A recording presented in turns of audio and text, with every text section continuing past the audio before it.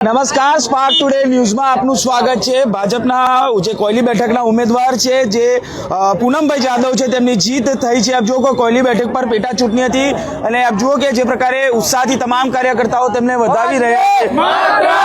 તો જે પ્રકારે કોયલી બેઠક પર પૂનમભાઈ જાદવ અને સંજયભાઈ ઠાકોર કોંગ્રેસના ઉમેદવાર હતા, તેમની સામે કાંટાની ટક્કર હતી। હવે આ બેઠક ફરી ભાજપના ભાગે ગઈ છે, ત્યારે આપ જુઓ કે તમામ લોકો ઉત્સાહની સાથે તેઓને વધાવી રહ્યા છે। વિકાસમાં વધુ તેઓ કામ કરશે તેવી આશા પણ વ્યક્ત કરી હતી, ત્યારે તેમની સાથે સીધા વાત કરીશું।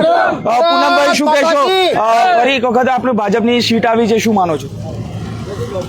સર્વે કોયલી ગામના મતદાર ભાઈશ્રીઓ અને ભાજપ કાર્યકર્તાશ્રીઓ અને ગામના વડીલોશ્રી અને માતાશ્રી અને બહેનોશ્રીએ જે મને યુવાનોએ જે ખભે ખભે મિલાવીને જે સાથ આપ્યો છે એ સર્વેનો ખૂબ ખૂબ આભાર છે।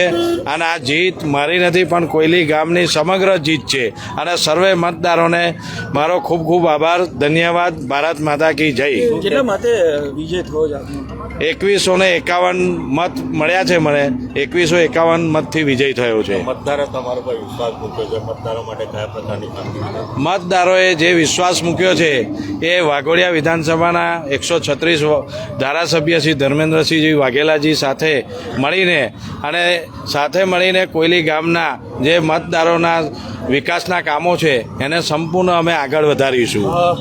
જે ઔદ્યોગિક વસાહત ગણાય છે કોયલી ગામમાં, બેરોજગાર માટેનો જે સૌથી મોટો પ્રશ્ન છે, પૂરો પાડશો? બેરોજગારીનો જે પ્રશ્ન છે ઔદ્યોગિક વિકાસની અંદર, એની સાથે બધા સાથે મળીને એક સાથે એની વિચાર કરીને ત્યાર પછી એનો પ્રયત્ન અમારો 100%નો છે કે સર્વને રોજગાર મળે। શું માનો છો? જે પ્રકારે જે સંજય ઠાકોર હતા આપના ઉમેદવાર, જે સામેના ઉમેદવાર હતા, તેઓ આયાતી ઉમેદવાર હતા, એટલે માનો છો કે સ્થાનિક ઉમેદવારની જીત છે? હા, ચોક્કસ આ સ્થાનિક ઉમેદવારની જીત છે। એ સર્વે મતદારો અને ગામે 100% મને મતદાન આપીને વિજય બનાવ્યો, તેથી જ નક્કી થઈ જાય છે।